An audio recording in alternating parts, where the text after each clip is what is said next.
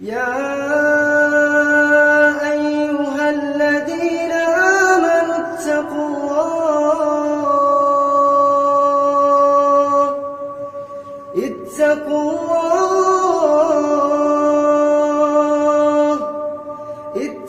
الله ولتنظر نفس ما قدمت لغد واتقوا الله. علیکم ورحمۃ اللہ وبرکاتہ.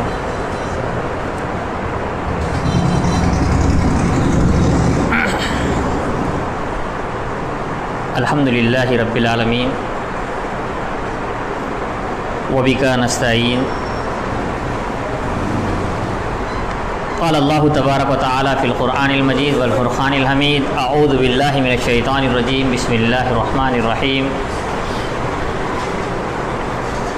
افتؤمنون ببعض الكتاب وتکفرون ببعض فما جزاء من يفعل ذلك منكم الا خزي في الحياة الدنيا ويوم القيامة يردون الى اشد العذاب وما الله بغافل عما تعملون. رب اشرح لي صدري ويسر لي امري واحلل عقدة من لساني يفقهوا قولي. سبحانک لا علم لنا الا ما علمتنا انک انت العلیم الحکیم. تمام قسم کی حمد و ثنا کبریائی و بزرگی اللہ وحدہ لا شریک لہ کے لیے لائق و زیبا ہے، جو دونوں جہاں کا خالق، رازق، مالک، پالنہار ہے. وہی اللہ ہے جسے چاہتا ہے صرف لڑکے عطا کرتا ہے، جسے چاہتا ہے صرف لڑکیاں عطا کرتا ہے، جسے چاہتا ہے لڑکے لڑکیاں ملا کر عطا کرتا ہے، اور جسے اللہ اولاد نہ دے اسے کوئی اولاد نہیں دے سکتا. وہی اللہ ہے جو بیمار کرتا ہے شفا یابی عطا کرتا ہے، مصیبت میں مبتلا کرتا ہے مصیبت سے نکالتا ہے، عزت عطا کرتا ہے ذلیل کر دیتا ہے، فتح عطا کرتا ہے شکست دیتا ہے. بیدک الخیر، ہر قسم کی بھلائی اللہ رب العالمین ہی کی طرف سے ہے. بعدہ درود السلام ہو تمام انبیاء پر، خصوصاً آخری نبی جناب حضرت محمد مصطفیٰ صلی اللہ علیہ وسلم پر، وہ ذات مبارکہ مطہرہ کہ اللہ رب العزت نے جنہیں رحمت کائنات بنا کر بھیجا اور جن کے ذریعے سے اہل کائنات کی ہدایت اور رہنمائی کا بندوبست فرمایا. محترم سامعین اکرام، آج کے اس پروگرام میں جس عنوان کے تحت کچھ باتیں پیش کی جائے گی وہ ہے اسلام میں پورے کے پورے داخل ہو جاؤ. عنوان کے تحت اگر باتیں بیان کی جانی چاہیے تو پورا اسلام بیان کیا جانا چاہیے، کیونکہ ہمیں پورے کے پورے اسلام میں داخل ہونا ہے. تو پورا کا پورا اسلام ہی ہمیں آج ایک اس مختصر سے درس میں جاننا ہے کہ پورا اسلام ہے کیا، اور پورا اسلام میں داخل ہونے کی ضرورت کیوں ہے. آج ہم ذلیل و خوار ہوتے جا رہے ہیں، پستی کی طرف جا رہے ہیں، ایمان دن بدن ہمارا کمزور ہوتا جا رہا، مسائل کا انبار لگا ہوا ہے. کوئی آدمی یہ نہیں کہہ سکتا کہ میں بڑا خوش و خرم ہوں. ہر آدمی پریشان ہے. کتنا پریشان ہے، کتنا مصیبتوں میں ہے بتانے کی ضرورت نہیں ہے. ہر آدمی کو یہی لگتا ہے کہ میری پریشانی سب سے بڑی ہے، باقی سب پریشانیاں چھوٹے ہیں. ہر آدمی پریشان ہے. ہر طرف سے مسلمانوں کو ستایا بھی جا رہا ہے.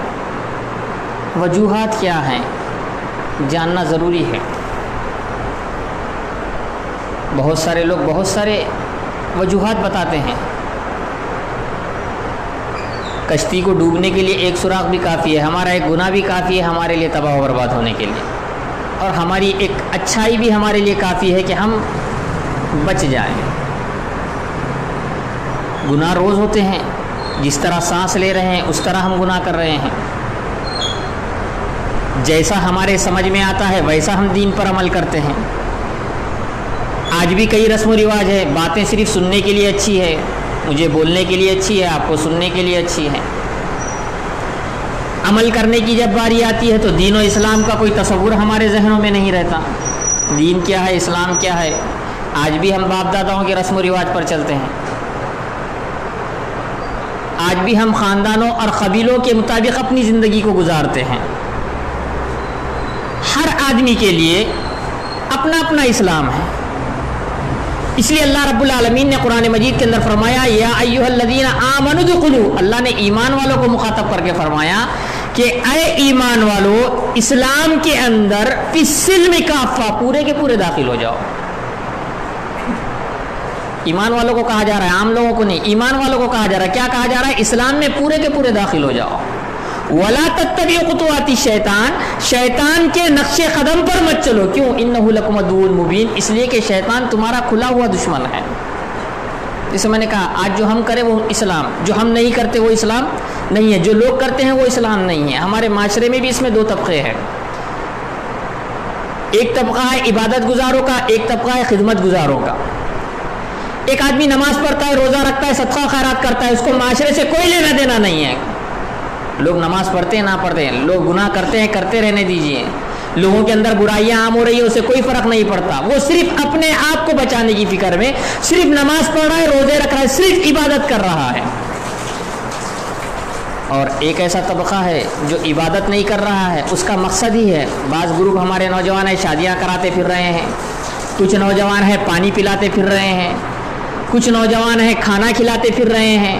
نوجوان گھوم رہے ہیں، بہت بڑا کام ہے، بہت بڑی نیکی کا کام ہے. ہم ان کے گھر کی شادی کرا رہے ہیں جن کے گھر میں چائے پینے کے لیے شکر موجود نہیں ہے. کتنا بڑا ثواب کا کام ہے، کتنا بڑا ثواب کا کام ہے. کچھ لوگ پانی پلانے میں اتنے مصروف ہیں کہ وہ سمجھتے ہیں کہ اصل دین تو پانی پلانا ہی ہے، باقی کوئی چیزوں کی اہمیت ان کے نزدیک نہیں ہے.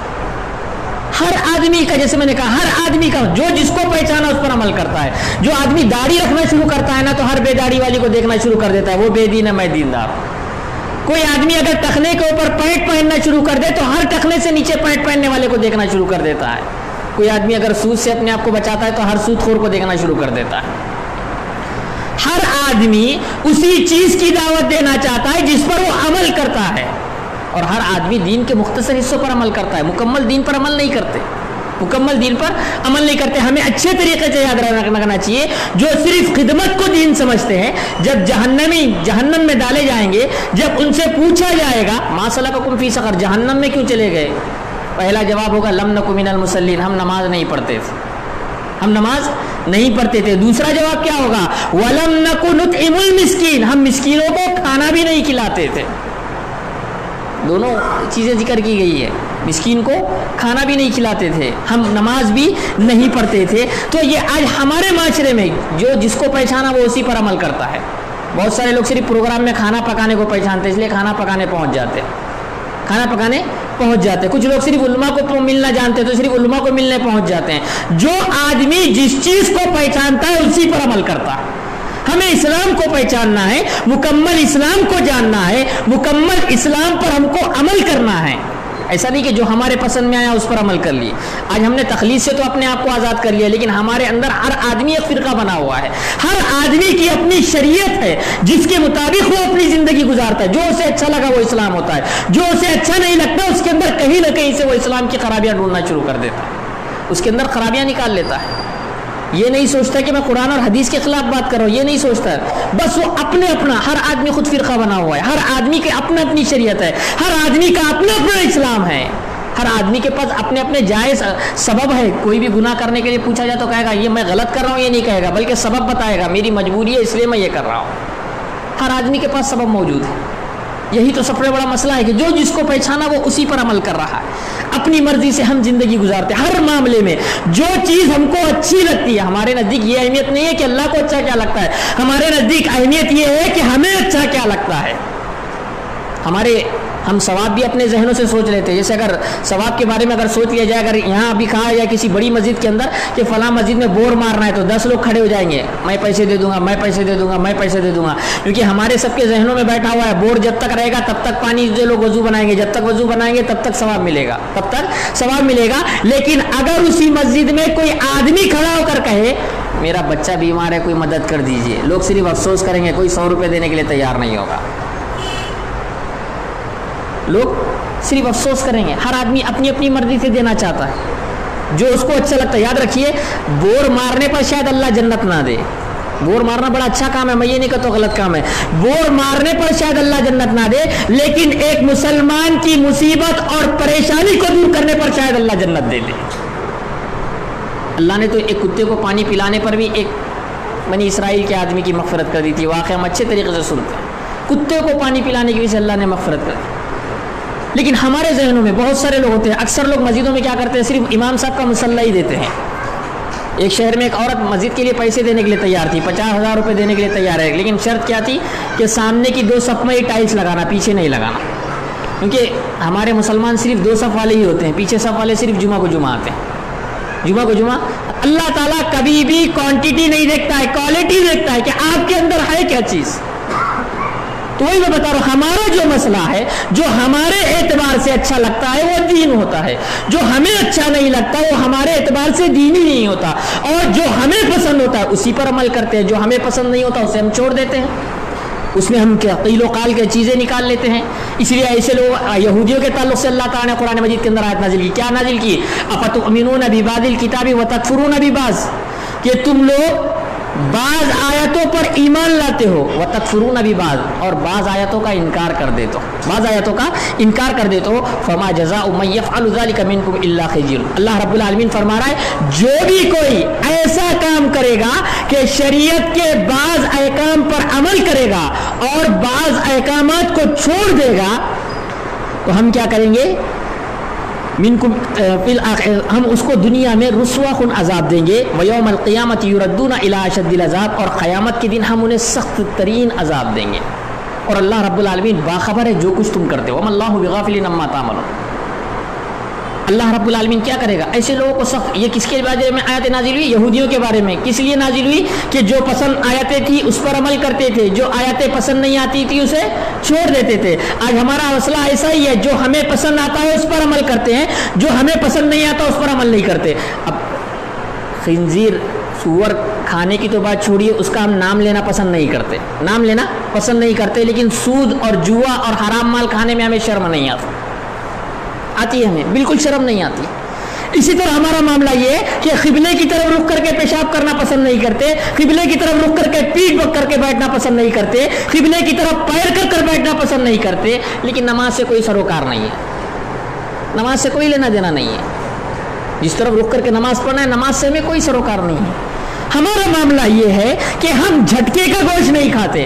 ہم کو اگر معلوم ہو جائے کہ فلاں آدمی جھٹکے سے مرغا کاٹتا ہے, ہم کو معلوم ہو جائے کہ فلاں جگہ جھٹکا, اگر ہم امریکہ اور یورپ بھی چلے جائیں گے تو وہاں بھی اہتمام کرتے ہیں کہ دیکھیں جھٹکے کا تو گوشت نہیں ہے, جھٹکے کا گوشت اپنے کو چلتا نہیں. حالانکہ جانور حلال ہے, جانور حلال ہے, لیکن ہم کو معلوم ہے کہ جھٹکا کیا ہوا جانور حلال نہیں رہتا, اس لیے ہم ہر جگہ احتیاط کرتے ہیں کہ جھٹکے کا گوشت نہیں کھائیں گے. لیکن شراب پینا, بیڑی تمباکو کھانا یہ ہمارے لیے جائز ہو جاتا ہے, یہ ہمارے لیے جائز ہو جاتا ہے. اور جو جائز ہم کر لیتے ہیں اس کے دلائل بھی نکال لیتے ہیں, اس کے دلائل بھی نکال لیتے ہیں, کہیں نہ کہیں سے ہم اس کو صحیح بھی قرار دے دیتے ہیں. یہ بڑی بدترین بات ہے. یاد رکھیے اللہ رب العالمین نے جو حرام قرار دیا وہ حرام ہے, جو حلال قرار دیا گیا وہ حلال ہے. بسا اوقات ہم سے بہت سارے گناہ ہوتے ہیں, ہم نے قبول کر لینا چاہیے کہ وہ ہم سے گناہ ہوتے ہیں, لیکن امت محمدیہ کا یہ المیہ ہو چکا ہے کہ جب گناہ کرتی ہے تو اس پر بھی ڈٹائی کرتی ہے, اس کو بھی کتاب و سنت سے ثابت کرنے پر تلی ہوئی ہوتی ہے. یہ بھی بہت بڑا المیہ ہے ہمارے معاشرے کا. آج بہت سارے لوگ بیڑی پیتے ہیں, تمباکو کھاتے ہیں, اس کو بھی لوگ حلال قرار دے دیتے ہیں, بعض جگہ مکروہ قرار دے دیتے ہیں. اللہ کے نبی صلی اللہ علیہ وسلم کے بارے میں اللہ تعالیٰ قرآن مجید کے اندر کیا فرماتا ہے؟ یحل لہم الطیبات. نبی کریم صلی اللہ علیہ وسلم پاکیزہ چیزوں کو حلال قرار دیتے ہیں, ویحرم الخبائث, اور ناپاک چیزوں کو کیا کرتے ہیں؟ حرام قرار دیتے ہیں. اللہ تعالیٰ نے کیا کیا؟ پاکیزہ چیزوں کو نبی کے ذریعے حلال قرار دیا اور ناپاک چیزوں کو کیا کیا؟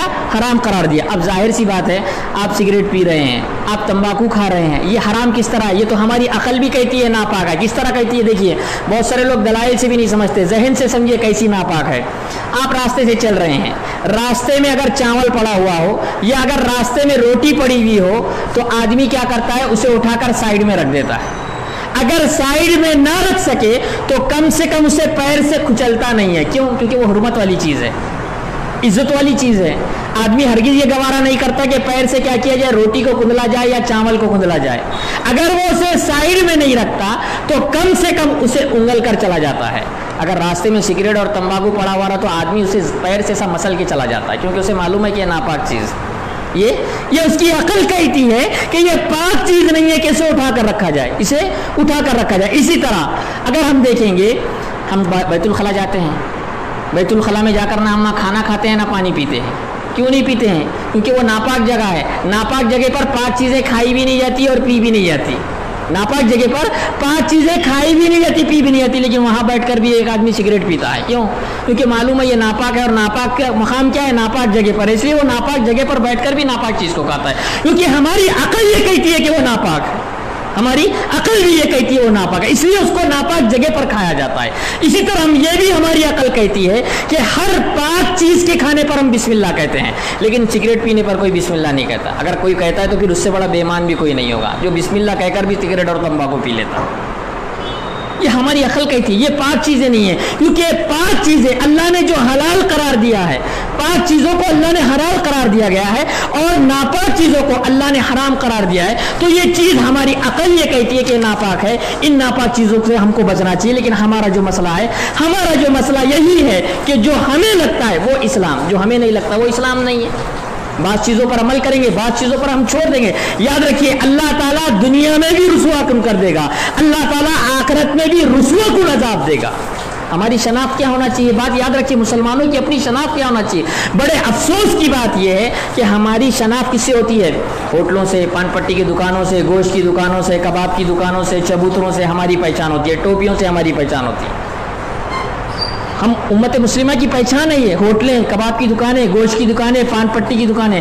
ہماری پہچان کس طرح ہونا چاہیے؟ علماء نے لکھا کہ اسلام کی 5 کیٹیگری ہے، اس 5 کیٹیگری کے ذریعے سے ہم پہچانے جانا چاہیے. سب سے پہلے عقائد کے ذریعے مسلمان پہچانا چاہیے کہ یہ مسلمان ہے، ان کا رب سب سے الگ ہے، سب سے سچا معبود ہے، سب سے پکا معبود ہے. ان کو دیکھ کر اللہ تعالیٰ یاد آنا چاہیے. ہمارے اعمال ایسے، ہمارے عقائد ایسے ہونا چاہیے کہ ہم کو دیکھ کر لوگ مسلمان ہونا چاہیے، ہم کو دیکھ کر لوگ شرک اور بدعت چھوڑنا چاہیے. ایسا نہیں کہ ہم کو دیکھ کر لوگ شرک اور بدعت کرنے لگے.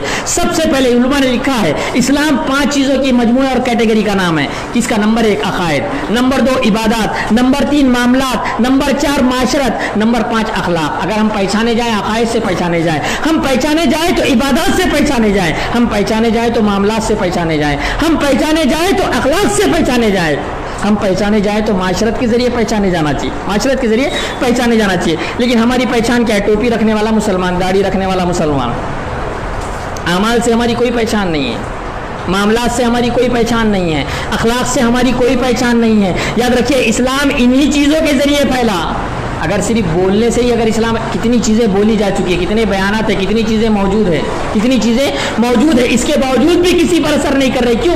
کیونکہ یہ چیزیں سننے کے بعد ہمارے اوپر اثر نہیں کر رہی ہے تو اور لوگوں پر کیسے اثر کرے گی؟ سن رہے ہیں ایک کان سے، ادھر سے سنے ادھر سے نکال دیے، کوئی اثر ہم پر نہیں ہو رہا ہے. ہماری پہچان کس سے ہونا چاہیے؟ ٹاپ پر عقائد سے. ایمان کا مطلب ہمیں نہیں معلوم، عقائد ہم کو نہیں معلوم. ہم نماز پڑھ رہے ہیں، روزہ رکھ رہے ہیں، صدقہ و خیرات کر رہے ہیں، عبادت کر رہے ہیں، کس کے لیے؟ اللہ کے لیے. لیکن اللہ ہی نہیں معلوم.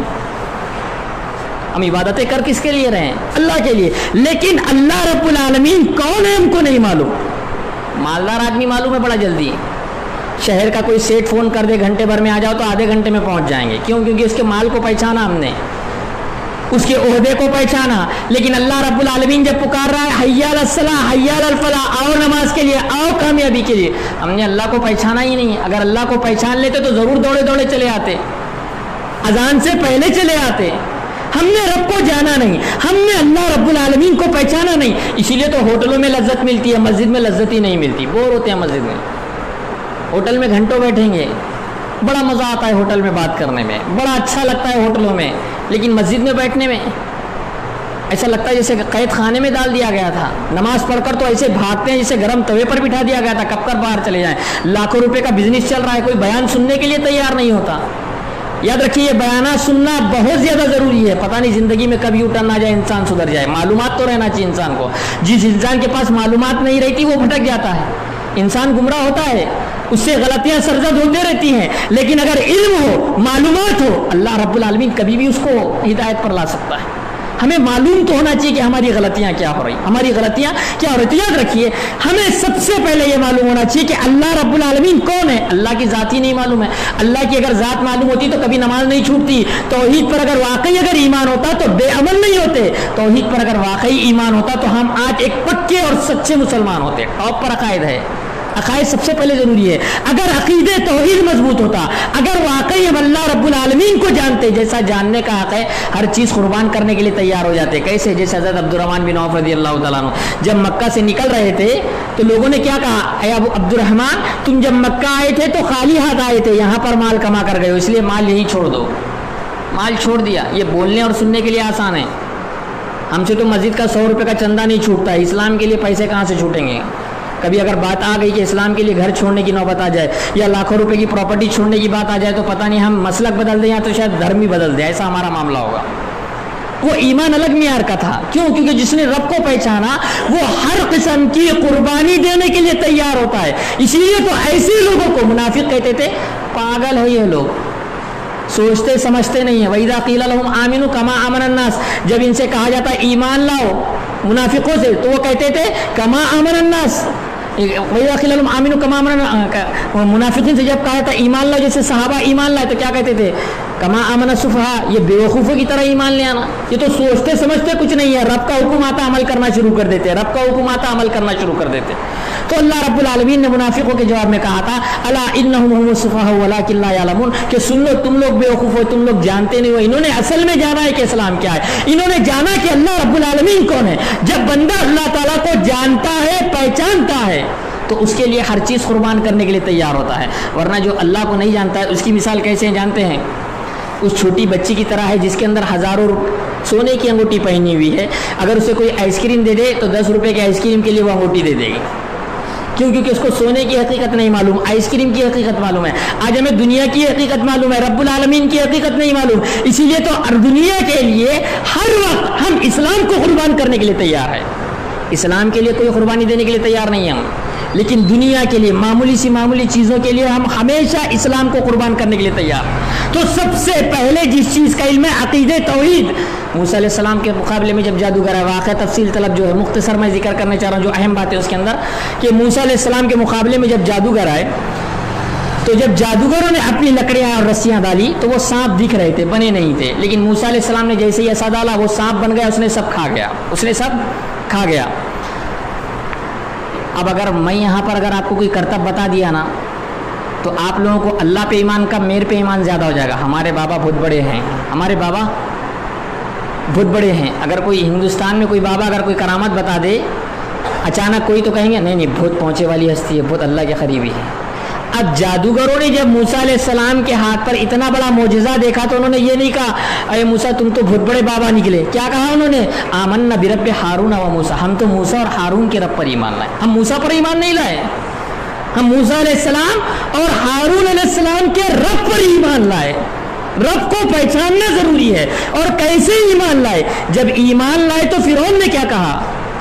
تم اس لیے ایمان لائے ہو، یہ تمہارا بزرگ ہے جادوگر آدمی، اس لیے ایمان لا رہے ہو. اگر ایمان لاؤ گے تو کیا کروں گا؟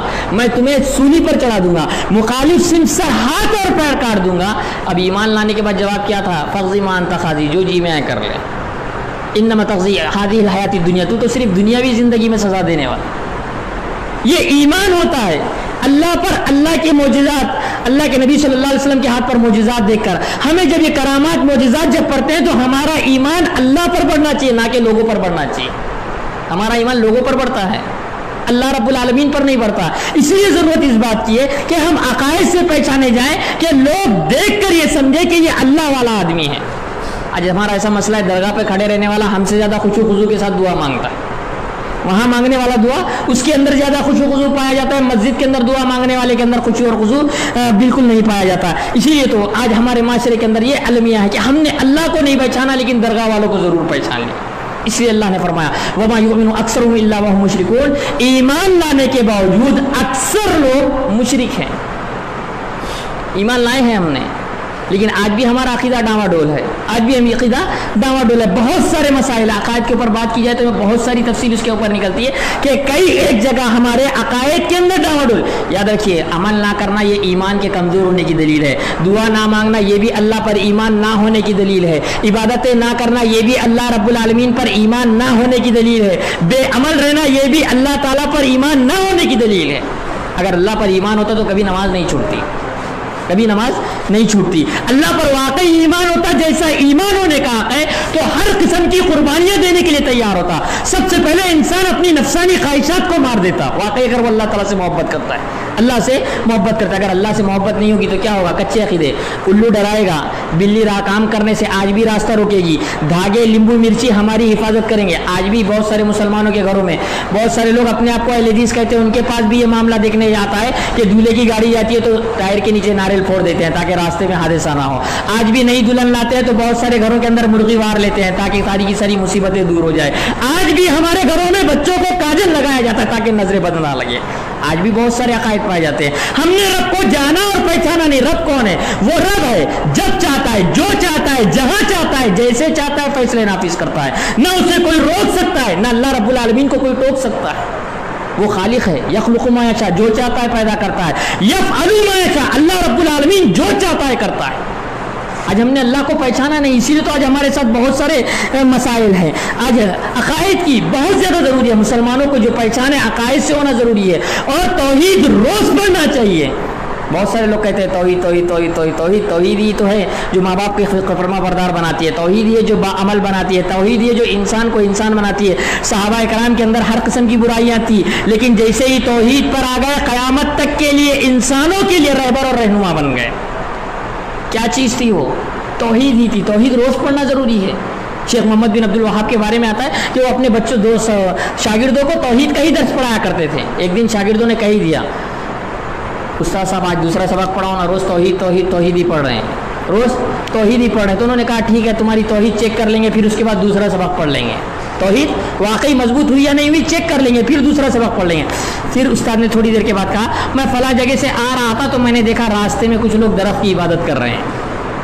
क्या कहा उस्ताद ने शागिर्द से? मैं फला जगह से आ रहा था तो मैंने देखा कि रास्ते में चंद लोग एक दरख्त की इबादत कर रहे हैं। तो शागिर्द सुने खामोश रहे, किसी ने कोई जवाब नहीं दिया, किसी ने कोई जवाब नहीं दिया, खामोशी छाई रही। फिर थोड़ी देर के बाद उस्ताद ने फिर कहा, मैं फला जगह से आ रहा था तो मैंने देखा वहाँ पर बुराइयाँ हो रही है, इतनी बुराइयाँ बढ़ गई कि एक आदमी अपनी वालदा से ज़िना कर रहा है। तो शागिर्दों के चेहरों पर बल पड़ गए, माथे पर।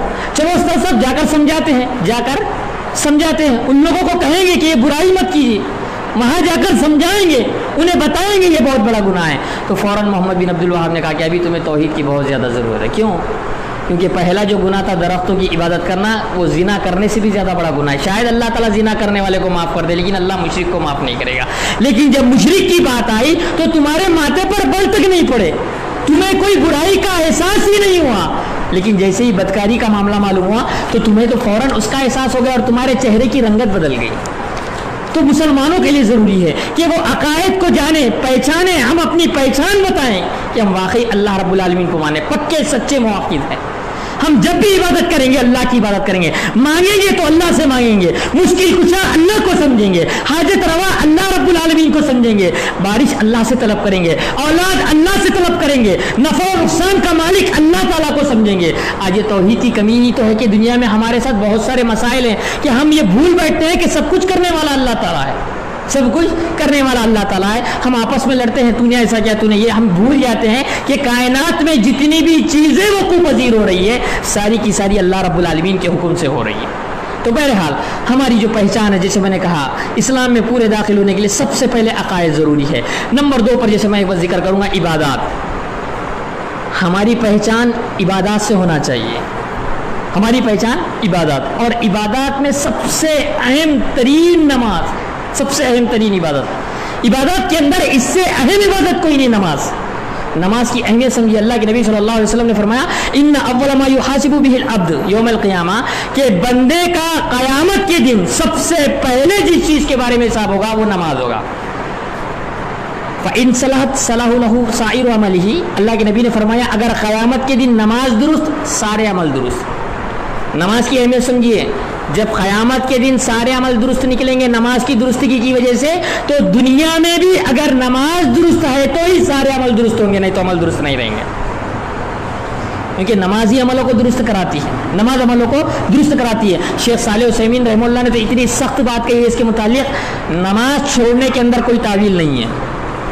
नमाज छोड़ने में कोई तावील नहीं है। किस तरह तावील नहीं है? जैसा एक आदमी रोज़े को नहीं मानता वो काफिर है, लेकिन अगर एक आदमी रोज़े को मानता है जानबूझ के नहीं रखता तो वो काफिर नहीं होगा, गुनहगार होगा, गुनहगार होगा। इसी तरह एक आदमी हज करना इस्लाम का रुकन मानता है, हज को इस्लाम का रुकन मानता है, अगर नहीं मानता तो वो काफिर होगा। लेकिन हज को इस्लाम का रुकन मानता है लेकिन जानबूझकर वो क्या करता है, हज नहीं करता, तो वो काफिर नहीं होगा बल्कि गुनहगार शुमार होगा। इसी तरह इस्लाम की दूसरी इबादतों में भी यही मामला है कि अगर वो इनकार करता है तो काफिर कहलाएगा, लेकिन अगर वो इनकार नहीं करता जानबूझ के या गलती से या मजबूरी में अगर छोड़ता है तो वो गुनहगार शुमार होगा। लेकिन नमाज एक ऐसी इबादत है, वो चाहे जानबूझ के छोड़े, चाहे गफलत में छोड़े, चाहे जैसे भी छोड़े, हर सूरत में वो काफिर शुमार होगा, हर सूरत में काफिर। नमाज छोड़ने में कोई तावील नहीं है, हर सूरत में नमाज पढ़ना ही जरूरी है। नमाज से अल्लाह का ताल्लुक जुड़ जाता है। एक आदमी अगर सही ढंग से नमाज अगर पढ़ ले सारे मसाइल हल हो जाएंगे। सिर्फ नमाज अगर सही ढंग से, नमाज एक दुआ है जानते हैं, नमाज एक दुआ है। मसला सबसे बड़ा क्या है जानते हैं? दुआ हम पढ़ते हैं मांगते नहीं, ये भी बहुत बड़ा मसला है। दुआ हम क्या करते हैं? पढ़ते हैं, दुआ हम मांगते नहीं। पढ़ने और मांगने में बड़ा फर्क है। पढ़ना बोले तो रब्बना आतिना फिद दुनिया हसनतन व फिल आखिरति हसनतन व क़िना अज़ाबन्नार रब्बना ज़लमना अनफुसना व इल्लम तग़फिर लना व तरहमना लनकूनन्ना मिनल ख़ासिरीन। पढ़ रहे हैं, ये दोनों सजदों की दुआ दर अल्लाह मग़फ़िरली वरहमनी वादिनी वाफ़िनी वरज़ुक़नी, पढ़ रहे हैं हम। ये एक होता है पढ़ना, एक होता है मांगना, दोनों में बड़ा फर्क है। मांगना यानी कि जब आप मांग रहे हैं तो अल्लाह रब्बुल आलमीन से इस दुआ के कबूल होने का यकीन होना, अल्लाह रब्बुल आलमीन का डर दिल में होना, अल्लाह रब्बुल आलमीन की हैबत, किबरियाई और जलालत हमारे दिल में होना। रोजाना नमाज पढ़ रहे हैं, रोजाना कह रहे हैं इहदिना सिरातल मुस्तकीम, लेकिन सीधे रास्ते पे चल ही तो नहीं रहे हैं हम। रोजाना कह रहे हैं हम इहदिना सिरातल मुस्तकीम, ऐ हमारे रब सीधे रास्ते पर चला। सुबह शाम रोजाना 29 रकातें पढ़ रहे हैं, 17 रकात फर्ज नमाजों की पढ़ रहे हैं हम, 12 रकात सुन्नत नमाजें पढ़ रहे हैं। 29 रकातों में 29 मरतबा इहदिना सिरातल मुस्तकीम पढ़ रहे हैं और भटके हुए रास्ते पर चल रहे हैं। नमाज क्या है? नमाज इन्ना सलात तन्हा अनिल फ़ाहिशाइ वल मुनकर, नमाज बुराइयों और बेहयाइयों से रोकती है। नमाज पढ़कर भी दाढ़ी काट रहे हैं, नमाज पढ़कर भी धोखा दे रहे हैं, नमाज पढ़कर भी बेईमानी कर रहे हैं, नमाज पढ़कर हराम खा रहे हैं, नमाज पढ़कर फसाद मचा रहे हैं। मतलब नमाज कोई बुराई रोक रही है ना बेहयाई रोक रही है, तो ये नमाज काम की ही क्या रही है? नमाज एक ऐसी इबादत है जिससे इंसान का अल्लाह से ताल्लुक जुड़ जाता है। सही ढंग से अगर इंसान नमाज ही पढ़ ले तो सारे मसाइल हल हो जाएंगे। सोचिए, नमाज मैं जिसे अगर पढ़ना नहीं, मांगना है नमाज को, इसका अहमियत इतनी ज़्यादा है, नमाज की अहमियत इतनी ज़्यादा है। अल्लाह के नबी सल्लल्लाहु अलैहि वसल्लम ने फरमाया बच्चा जब 7 साल का हो जाए तो नमाज का हुक्म दो। हम अच्छे तरीके से जानते हैं अल्लाह के नबी ने क्या फरमाया, बच्चा 7 साल का हो नमाज का हुक्म दो, बच्चा जब 10 साल का हो तो नमाज के लिए मारो। जबकि आप अच्छे तरीके से जान लें कि 10 साल के बच्चे पर नमाज फ़र्ज नहीं है, 10 साल के बच्चे पर नमाज फर्ज नहीं है। लेकिन इस्लाम ये कह रहा है कि 10 साल का बच्चा अगर नमाज नहीं पढ़ता तो उसे मारा जाएगा, जबकि किसी इबादत के लिए मारा नहीं जाता। अल्लाह के नबी तो बच्चे मासूम होते हैं, उन्हें सजाएं देने से मना किया है। लेकिन नमाज इतनी अहम इबादत है, इतनी अहम है, इतनी अहम है कि अगर 10 साल का बच्चा नमाज अगर नहीं पढ़ता तो उसे मारने का हुक्म दिया गया है। ये उसकी अहमियत का अंदाज़ा बताती। कुरान मजीद में सबसे ज़्यादा अहादीस में अगर किसी चीज़ का तज़किरा है तो नमाज का है। नमाज के ताल्लुक़ से बहुत सारी बातें हैं कि मेराज पर उसको बुलाकर तोहफा दिया गया, उसकी अहमियत में बहुत सारी बातें बताई गई है। बहरहाल बताना मकसद ये कि हम पहचाने जाएँ, नमाज के ज़रिए पहचाने जाएँ। हमारी तो पहचान लड़ाई झगड़ा हो चुकी है।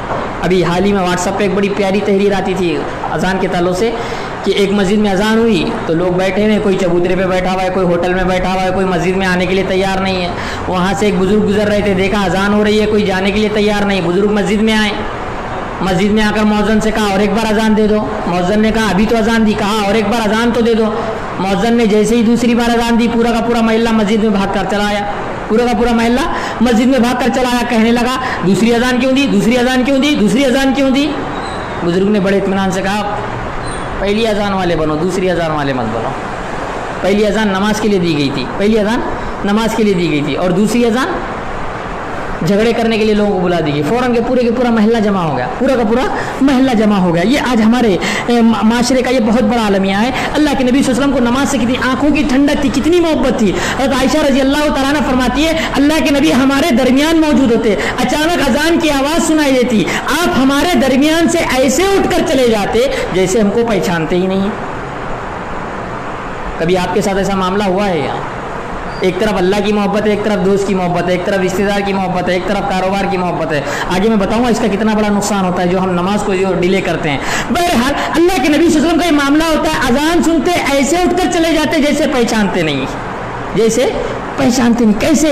उम्मे मक्तूम रज़ी अल्लाह तआला अन्हा, देखिए एक नाबीना अंधे साहबी, आज हमारे पास है ना मौलाना नौकरी पे थे, छुट्टी नहीं मिल रही है, खाना खाने को टाइम नहीं मिल रहा है, बहुत सारे लोगों के पास उज़्र होता है, फजर में क्यों नहीं आ रहा है, रात को बच्चा सताया इसलिए नींद नहीं उठी, किसी के पास उज़्र रहता है कि फिर वो लाइट चलेगी रात भर नींद नहीं, इसलिए रात को देर से आया था इसलिए फजर में नींद नहीं। हमें अच्छे तरीके से मालूम होना चाहिए अल्लाह ताला एक महीना रमज़ान में ट्रेनिंग देता है कि एक इंसान रमज़ान में 2 बजे सोए, 3 बजे सोए, 4 बजे सोए, कितने बजे सोए, 4 बजे उठ जाता है, चाहे 8 बजे सोए, चाहे 2 बजे सोए, चाहे 2:30 बजे सोए, चाहे 2:45 बजे सोए, चाहे 15 मिनट पहले सहरी से सोए, तब भी वो सहर में उठ जाता है। ये इस बात की अलामत है कि बंदा उठ सकता है, उठने की अगर नीयत रहे, उठने की अगर नीयत रहे। बहरहाल बताऊं कि अल्लाह के नबी हमारे पास जो बहाने रहते, एक साहबी अल्लाह के नबी सल्लल्लाहु अलैहि वसल्लम के पास है, नाबीना साहबी अब्दुल्लाह बिन मक्तूम रज़ियल्लाहु तआला अन्हु अल्लाह के नबी के पास है, कहने लगे अल्लाह के नबी सल्लल्लाहु अलैहि वसल्लम मैं नाबीना हूँ, क्या मैं घर में नमाज पढ़ लूँ? आपने कहा ठीक है घर में नमाज पढ़ लो। जा रहे थे, अल्लाह के नबी ने कहा अभी जो आदमी ने सवाल किया कहाँ गया? कहा जा रहे हैं। कहा बुला लाओ, बुला लाए। अब्दुल्लाह बिन मक्तूम रज़ियल्लाहु तआला अन्हु आए, कहा कि अजान सुनते हो? कहा अल्लाह के नबी कान तो है, अजान तो सुनाई देती है। कहा तब मस्जिद में आना पड़ेगा। बाद सीरत निगारों ने लिखा कि अब्दुल्लाह इब्न मक्तूम रज़ियल्लाहु तआला अन्हु ने अल्लाह के नबी सल्लल्लाहु अलैहि वसल्लम के पास 5 उज़्र बयान किए, 5 उज़्र बयान किए। हमारे पास भी उज़्र रहता है, तरकारी लाने का था, बच्चे को स्कूल छोड़ने का था, बेगम को वहाँ छोड़ना था, बाजार को जाना था, ट्रेन पकड़ना था। अब्दुल्लाह इब्न मक्तूम के उज़्र देखिए, उन्होंने 5 उज़्र पेश किए। पहला उज़्र, अल्लाह के नबी मैं नाबीना हूँ। पहला उज़्र, अल्लाह के नबी मैं नाबीना हूँ। दूसरा उज़्र, अल्लाह के नबी मुझे घर से मस्जिद तक लाने वाला कोई मौजूद नहीं है, घर से मस्जिद तक किसी के सहारे आने के लिए मेरे पास कोई मौजूद नहीं। तीसरा उज़्र, अल्लाह के नबी सल्लल्लाहु अलैहि वसल्लम मेरा घर मस्जिद से बहुत दूर है, मेरा घर जो है मस्जिद से बहुत दूर है। चौथा उज़्र, अल्लाह के नबी सल्लल्लाहु अलैहि वसल्लम मेरे घर और मस्जिद के दरमियान खजूर के बागात ज्यादा हैं, अल्लाह के नबी मुझे डर है कि कहीं किसी दरख्त से टकरा जाऊं और मेरा एक्सीडेंट हो जाए, हाथ पैर कहीं ना टूट जाए, किसी दरख्त से टकरा जाऊंगा तो कहीं मेरे हाथ पैर ना टूट जाए। चौथा उज़्र। पांचवा उज़्र उन्होंने क्या बयान किया? अल्लाह के नबी सल्लल्लाहु अलैहि वसल्लम मेरे घर और मस्जिद के दरमियान दरिंदे रहते हैं, चीर फाड़ खाने वाले दरिंदे रहते हैं, अल्लाह के नबी डर है कहीं उनसे नुकसान ना पहुंच जाए। ये 5 उज़्र बताने के बाद अल्लाह के नबी ने कहा नहीं मस्जिद आना पड़ेगा, अजान सुनते हो तो मस्जिद में नमाज के लिए आना पड़ेगा। अल्लाह के नबी का वो ज़माना था कि वो ज़माने में सहाबा इकराम कंधे पर हाथ रख के मस्जिद के लिए आते थे। आज अगर कोई कंधे पे हाथ रख के नमाज पढ़ने के लिए आएगा तो बेनमाजिया देख के कहेंगे चीचा को बहुत नमाज पढ़ने का शौक है, घर में पढ़ना नहीं, क्या चुप मस्जिद को उठेगी जा रहे हैं, मस्जिद में उठेगी जा रहे हैं। ये हमारे तस्वुरात है। वो ज़माने में, सहाबा के ज़माने में, नबी के ज़माने में ये मामला होता, अगर किसी को चलना ना आता, दुश्वारी होती तो किसी के कंधे पर हाथ रखकर नमाज के लिए जाते, कंधे पर हाथ रख। याद रखिए नमाज जंग की हालत में माफ नहीं है तो सुकून की हालत में कैसे माफ हो सकती है? आप तो इत्मीनान में हैं, सुकून में नमाज नहीं पढ़ते। कुछ लोग तो ऐसे सिर्फ जो जुमा को आते हैं, जुमा को आए हैं फिर जुमा को आएंगे, फिर जुमा को ही आएंगे, फिर जुमा को ही आएंगे। कुछ लोग ऐसे हैं जो जुमा को भी नहीं आते, जुमा को नहीं आते। क्या नुकसान होता जानते हैं? अल्लाह रब्बुल आलमीन ने क्या किया था? बनी इसराइल के लिए हफ्ते का दिन मुकर्रर किया, हमारे लिए कौन सा दिन मुकर्रर किया? जुमा का दिन। बार बार आलिम साहब बोलते हैं अजान से पहले आओ, अजान से पहले आओ, लेकिन हम कब आते हैं? 5 मिनट पहले जमात से, 1 रकात छुटे बाद। हमें ये भी फजीलत मालूम है कि जुमा के दिन फरिश्ते क्या रहते हैं? 2 गेट पर खड़े रहते हैं।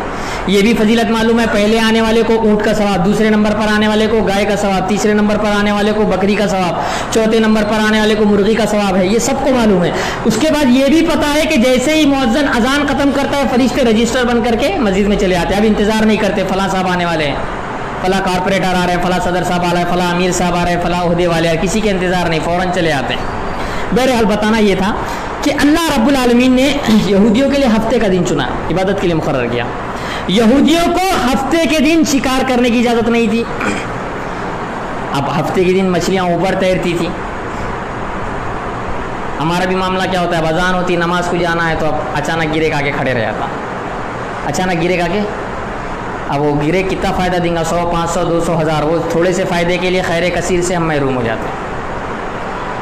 ہفتے کے دن مچھلیاں آ رہی ہیں، اب کیا کرنا پریشان. دوسرے دن مچھلیاں نہیں دکھ رہی تو انہوں نے کیا کیا، ہیلا چلا، چال چلتے ہیں. ہم بھی چال چلتے ہیں نا، ہوشیاری دکھاتے ہیں. تو ان لوگوں نے بھی ہوشیاری دکھائی. کیا دکھائی؟ ہفتے کے دن جال ڈال دیا، اتوار کے دن مچھلیاں آئیں. اللہ رب العالمین نے ان کے اس گناہ کی پاداش میں کیا کیا جانتے ہیں؟ اللہ رب العالمین نے ان کی شکلوں کو بندروں اور سوروں کی بنا دیا. کس کے؟ بنی اسرائیل. یہ امت محمدیہ پر اللہ کے نبی کا بہت بڑا احسان ہے کہ اللہ کے نبی نے دعا کی تھی، اے میرے رب میری امت کی شکلوں کو مسخ نہ کرنا. یہ نبی کیا، یہ بھی ایک غیر مسلموں پہ رحم ہے کہ ان کے گناہوں کی پاداش میں ان کی شکلیں مسخ نہیں ہو رہی، کیونکہ ہمارے نبی کی دعا ہے کہ میری امت کی شکل مسخ نہ کرنا. اللہ رب العالمین نے اس امت کی شکلیں نہیں بدلی لیکن دل بدل دیے، اور دل انہی جانوروں کی طرح ہو گئے. جانوروں کے اندر جو خصوصیات پائی جاتی ہے وہی خصوصیات ایک انسان کے اندر پائی جاتی ہے. بعض کے دل خنزیر کے ہو چکے، بعض کے کتوں کے ہو گئے، بعض کے بھیڑیوں کے ہو گئے، بعض کے گدھے اور کتوں کے ہو گئے، بعض کے سانپ اور بچھو کے ہو گئے. دیکھیے بعض مسلمان صرف حرام کھانے پر پڑے، جیسے خنزیر حرام کھاتا ہے ویسے مسلمان حرام کھا رہا ہے. بعض ایسے مسلمان ہو چکے جس کا کام صرف بھونکنا ہے، کتوں کی طرح دل ہو گئے. بعض مسلمان بچھو اور سانپ کی طرح ہو چکے، ہر جگہ زہر پھیلانا شروع کر دیے ہیں. بعض گدھوں کی طرح زندگی گزار رہے ہیں. جو جانوروں کے اندر خصوصیات پائی جاتی ہے وہی خصوصیات انسانوں کے اندر موجود آ چکی ہیں. یہ ان کے گناہوں کی پاداش میں اللہ نے ان کے دل بدل دیے. کتنا بڑا نقصان آج ہمارا ہو چکا ہے. کیسے ہمارے دل ہے، دلوں کے اندر کوئی نمی نہیں ہے، کوئی نرمی نہیں ہے، کوئی احساس نہیں ہے، کوئی اللہ رب العالمین کا ڈر نہیں ہے، کوئی اللہ پر ایمان نہیں ہے، کوئی اللہ پر یقین نہیں ہے، کوئی احساس ذمہ داری نہیں ہے. کیا کر رہے ہیں، کیوں کر رہے ہیں، کس لیے پیدا ہوئے ہیں، کیا کرنا ہے، کوئی احساس ہمارے دلوں میں نہیں ہے. وہی جمعہ کا دن آتا ہے، اذا نودی للصلاۃ من یوم الجمعہ، جب جمعہ کے لیے پکارا جائے تو اللہ کے ذکر کی طرف دوڑ پڑو. ضرور بھائی پھر بھی بہت سارے لوگ مولانا ہمارے پاس ایک غیر مسلم نوکر ہے، کھول کے رکھنا کیا. کچھ لوگ تو اتنے بھی بڑے مکار ہوتے ہیں کہ 1 بجے کی نماز تو وہاں پڑھ لے، 1:30 بجے کی نماز وہاں نوکر پڑھ لے گا، میں 3 بجے کی نماز یہاں پڑھ لیتا ہوں. دکان بند نہیں کریں گے، دکان بند نہیں کریں گے. ہیلے ہر ایک کے پاس موجود ہے، ہیلے ہر ایک کے پاس موجود ہے. یہ اللہ رب العالمین کا عذاب مسلط نہیں ہوگا تو اور کیا ہوگا. پھر جمعہ میں بھی آتے ہیں تو بڑے 2 جان پہ آتے ہیں. سب سے آخری کی مجلس میں بیٹھیں گے. پہلی مجلس میں بیٹھنے والے بڑے کم ہوتے ہیں، اور مشاعرے میں جائیں گے تو پہلی مجلس میں رہیں گے. میچ دیکھنے جانا ہے تو پہلی مجلس میں بیٹھیں گے. دعوت میں جانا ہے تو سب سے آگے بیٹھیں گے، ہر جگہ سب سے آگے. لیکن مسجد کا جب مقام آتا ہے تو سب سے پیچھے ہم بیٹھنے والوں میں نظر آئیں. مسجد سے میں ہمیشہ کہتا ہوں، بے رخی کا ہمارا یہ عالم ہوتا ہے کہ نماز کے لیے کہا جائے تو ہر آدمی کپڑے خراب ہے، ہمارے واسطے دعا کر دو نا، ہم بھی تھوڑے نیک بن جانا.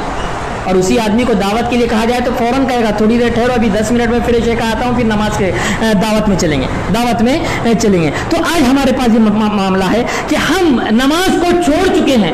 جس کے اندر نماز نہیں اس کے اندر کوئی خیر اور بھلائی نہیں. اللہ کے نبی صلی اللہ علیہ وسلم نے تو ایک بار اتنی پیاری اتنی خطرناک بات آپ نے کہی. کیا کہا آپ نے صحابہ کے درمیان؟ اللہم لا تدعو فینا شقیا ولا محروما.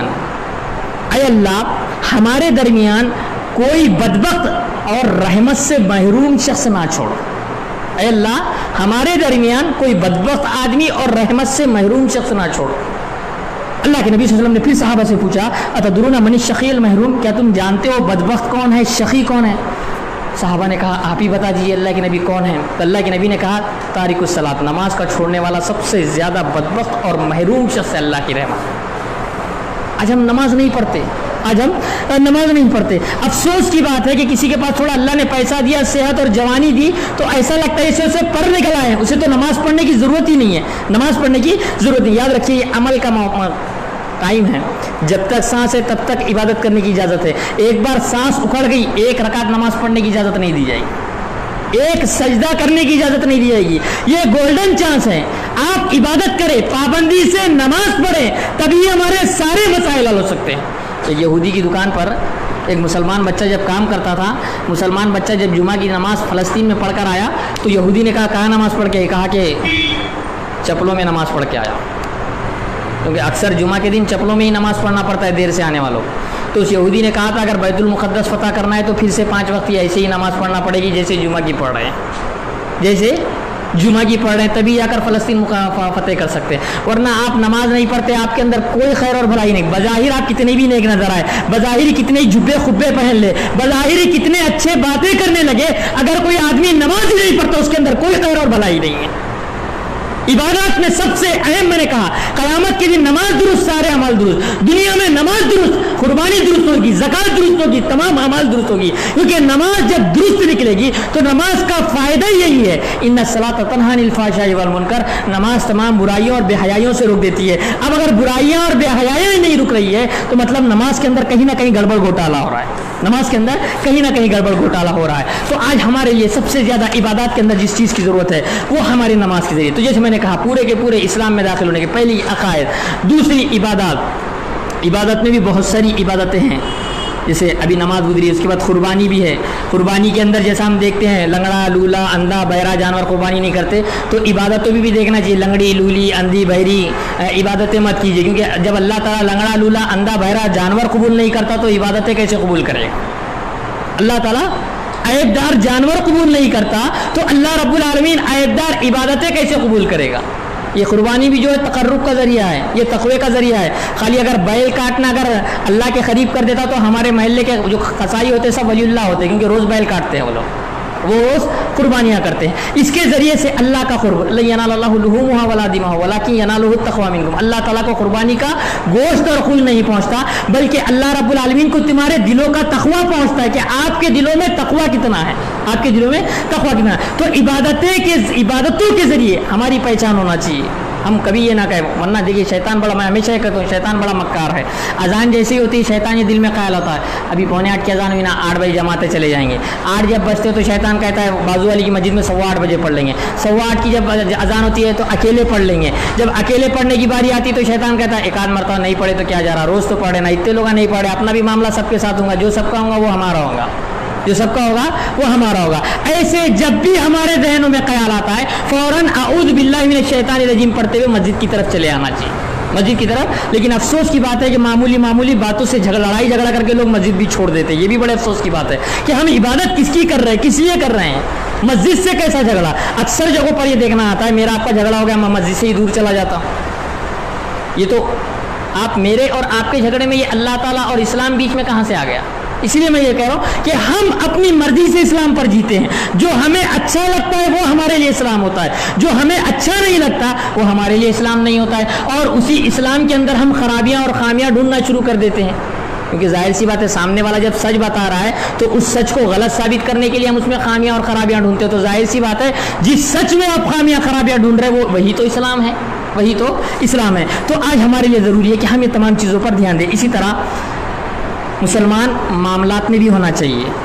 ऐसा नहीं कि सिर्फ मस्जिद में आए तो मुसलमान, टोपी लगाए तो मुसलमान, रमज़ान में मुसलमान, 24 घंटे मुसलमान होना ज़रूरी है। घर में हो तब भी मुसलमान, बाज़ार में हो तब भी मुसलमान, दुकान पर बैठे हैं तब भी मुसलमान, सफ़र कर रहे हैं तब भी मुसलमान, दोस्तों के साथ है तब भी मुसलमान, हर जगह मुसलमान रहना ज़रूरी है। 24 घंटे मुसलमान होना ज़रूरी है। ऐसा नहीं कि टोपी पहन के आ गया मस्जिद में, टोन बंद कर दो, मोबाइल बंद कर दो, अदब व एहतराम के साथ और नमाज़ पढ़ो, मस्जिद में जब तक है मुसलमान रहो, मस्जिद से निकल गया मुसलमानी बह गई, ऐसा नहीं होना चाहिए। ऐसे नहीं, 24 घंटे मुसलमान।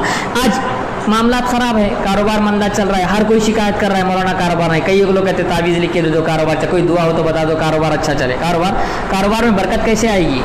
हराम खोरी कर रहे हैं, सूद पर कारोबार मुलविस है, शैतान भी बड़ा मक्कार है, हराम माल। अब बहुत सारे लोगों पर हराम माल आ जाता है, अब इस्तेमाल कैसा करे, शैतान बड़ा अच्छा आइडिया देता है। हराम खाना गलत है, हराम खाना गलत है, इसलिए क्या करते हैं पैसों का पेट्रोल डाल देते हैं, पैसों का पेट्रोल डाल देते हैं, या क्या करते हैं गाड़ी बना लेते हैं, या चप्पल खरीद लेते हैं।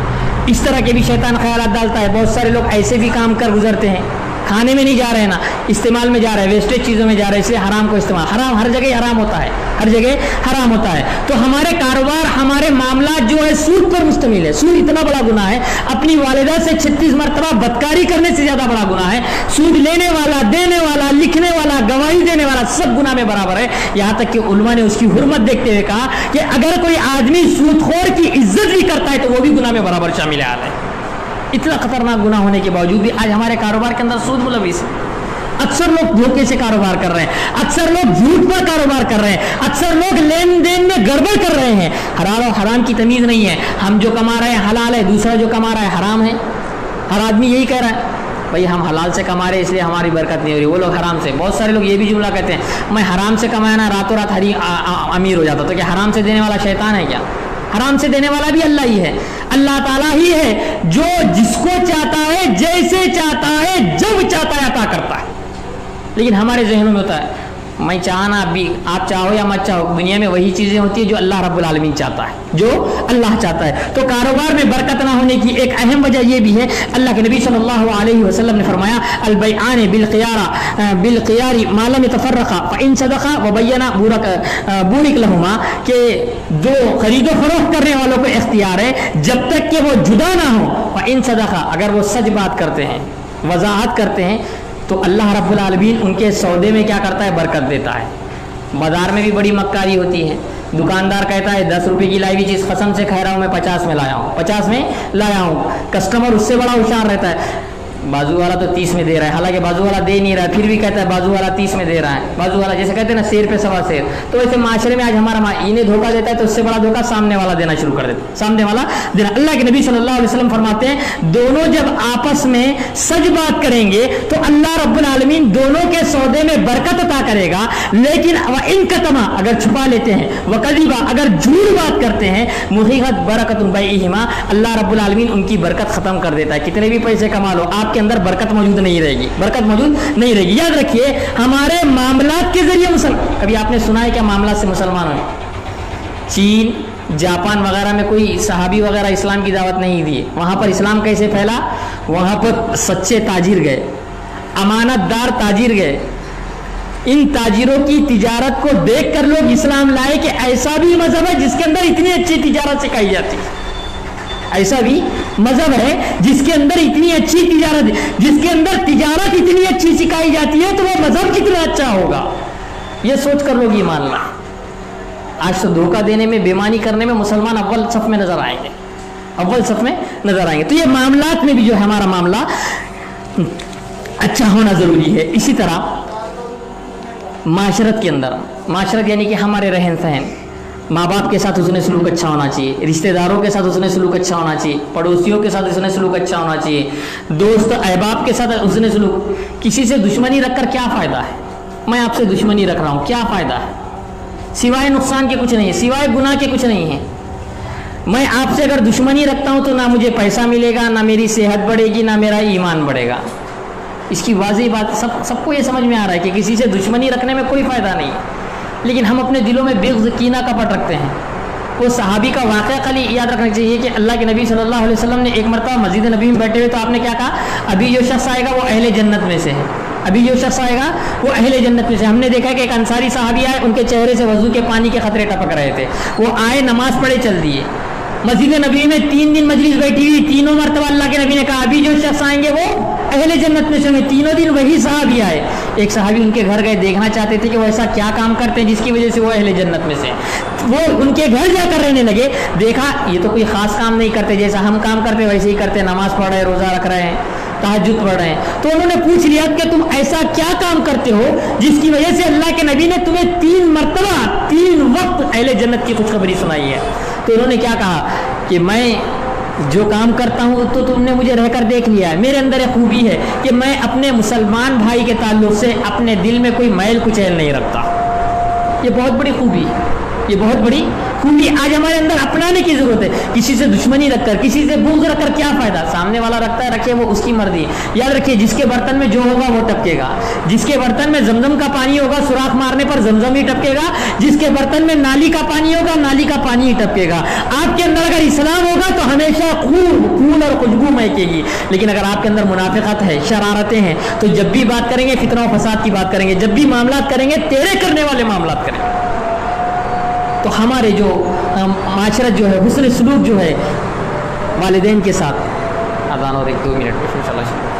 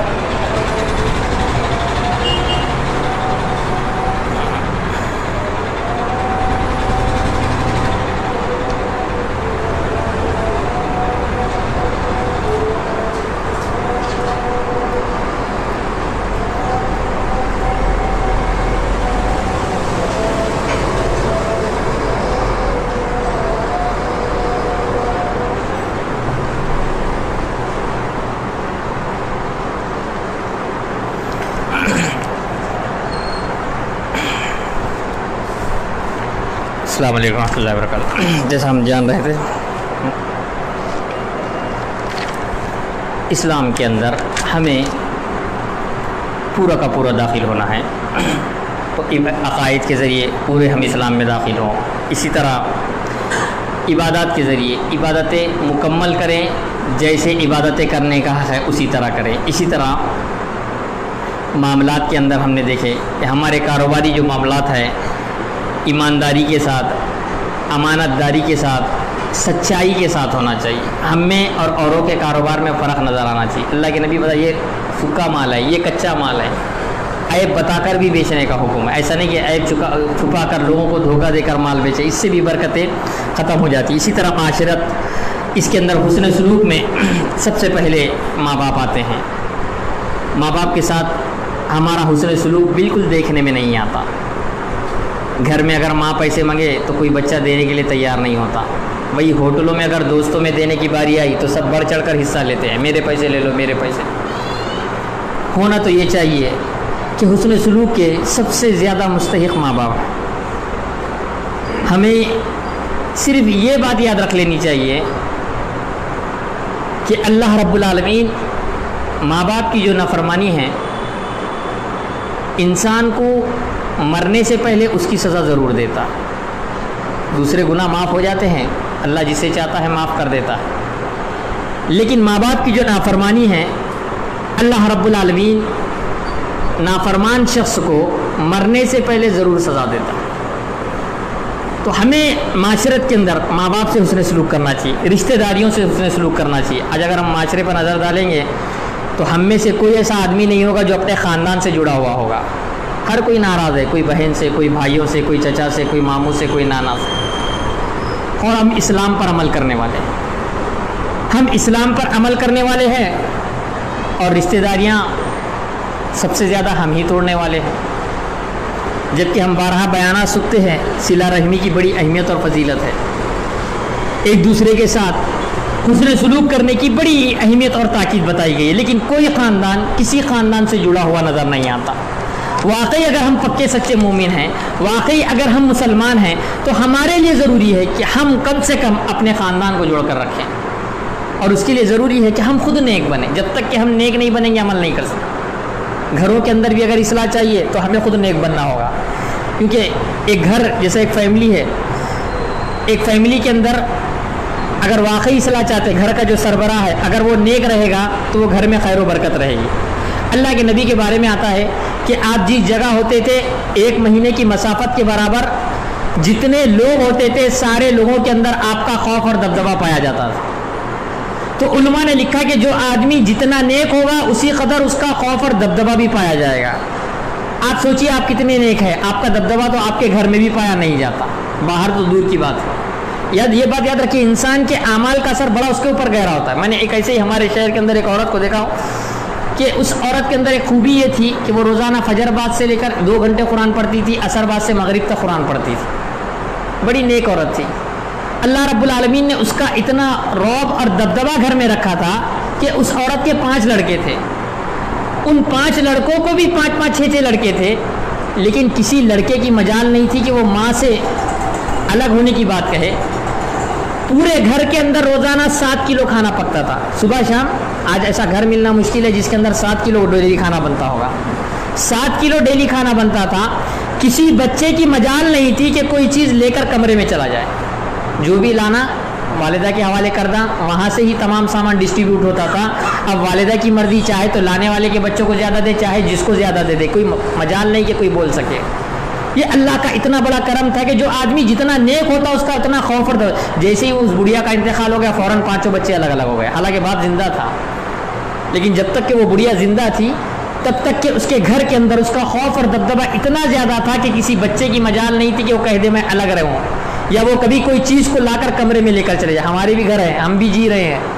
2 سال کے بعد بچہ الگ ہو رہا ہے، 3 سال کے بعد ہم اپنی بیٹی کو خود کہہ رہے تو الگ رہ جا ساس سسر کو چھوڑ کر. یہ ہمارا ماحول ہو چکا ہے کہ ہمارے خاندان بھی آج جڑے ہوئے نہیں ہیں. تو ضرورت اس بات کی ہے کہ ہم پہچانے جائیں ہمارے معاشرت کے ذریعے کہ ہمارے رشتہ داروں کے ساتھ اچھے سلوک ہونا چاہیے, والدین کے ساتھ اچھے سلوک ہونا چاہیے, ہمارے دوست احباب کے ساتھ اچھے سلوک ہونا چاہیے. ہمیں فکر ہونا چاہیے کہ ہمارے دوست اگر غلط راہ پر لگے ہوئے ہیں تو ہم انہیں سیدھے راہ پر لانے کی کوشش کرنا چاہیے. اصل دوست وہی ہے جو اپنے دوستوں کو جہنم سے بچا کر جنت کی طرف لے جانے کی کوشش کرے.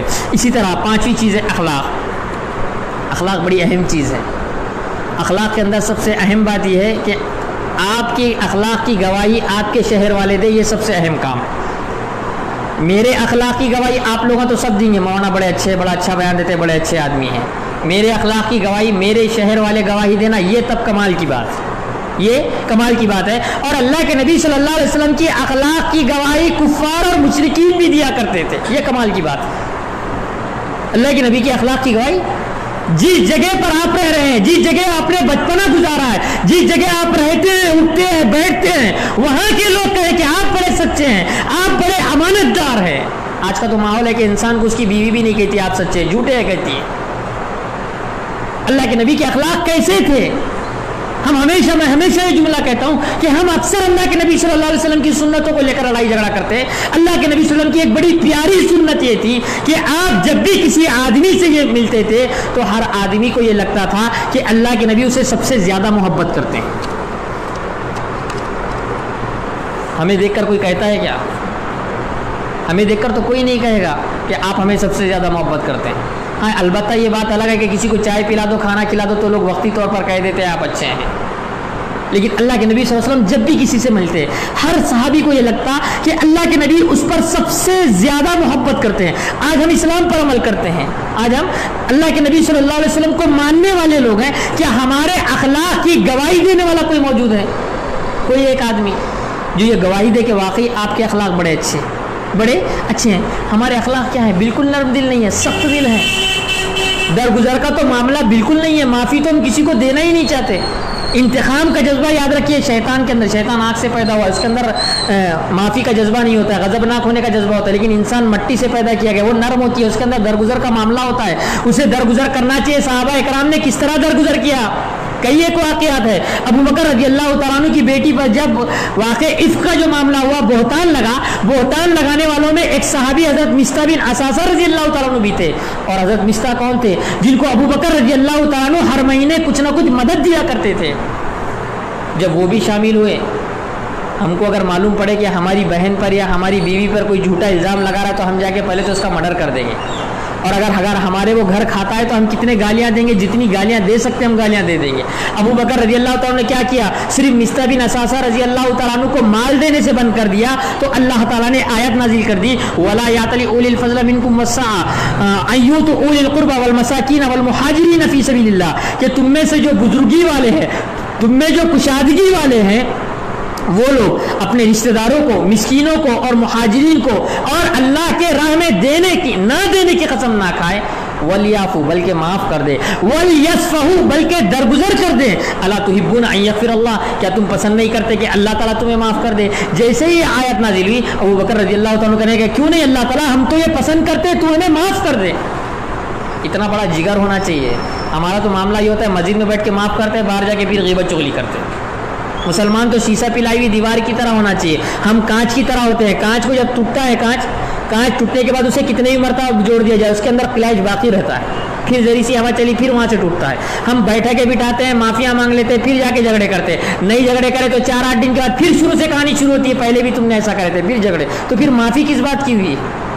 وہ صحابہ کیسے درگزر کرتے تھے, کیسے معاف کرتے تھے. آپ معاف کرتے چلے جائیں, آپ معاف کرتے, اللہ دیکھ رہا ہے, اللہ پکڑ کرنے والا ہے. آپ پکڑ مت کیجئے, آپ کسی کی پکڑ مت کیجئے, اللہ دیکھ رہا ہے. اللہ کے لیے درگزر کرتے رہیے, اللہ کے لیے لوگوں کو اسلام میں داخل کرنے کی کوشش کیجئے, اللہ کے لیے لوگوں کو دور کرنے کی کوشش نہ کیجئے, قریب کرنے کی کوشش کیجئے.